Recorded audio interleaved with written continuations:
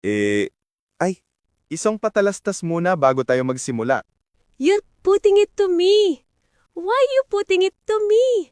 Mahiya naman kayo. Ako din pala. Ito na nga ang kwento. Inglisan muna tayo, ha? The bridge that never should have fallen. The Cabagan Santa Maria Bridge was meant to be a symbol of progress, a multi-billion peso commitment to the people of Isabela. But instead of a landmark, we got a disaster.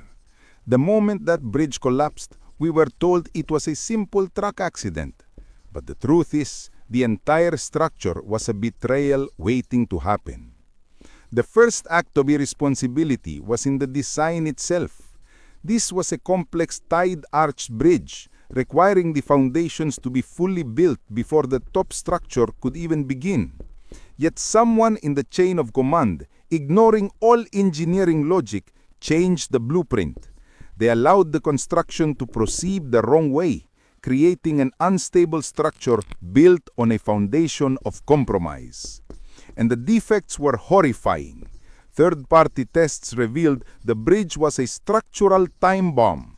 Critical joints had fewer bolts than required, the welding was undersized, and worst of all, the foundations themselves were too weak to handle the required weight. This wasn't just poor workmanship. This was a deliberate failure to meet basic safety codes, making the bridge unsafe from the very first day. When the failure was exposed, the system protected itself. Procurement law states the contractor should pay for fixing their own defects. Yet in a shocking twist, the Department of Public Works and Highways did the opposite. They released the contractor's retention money, the government's insurance, without a certificate of final acceptance. They essentially handed the contractor millions of public funds without proof of a job well done.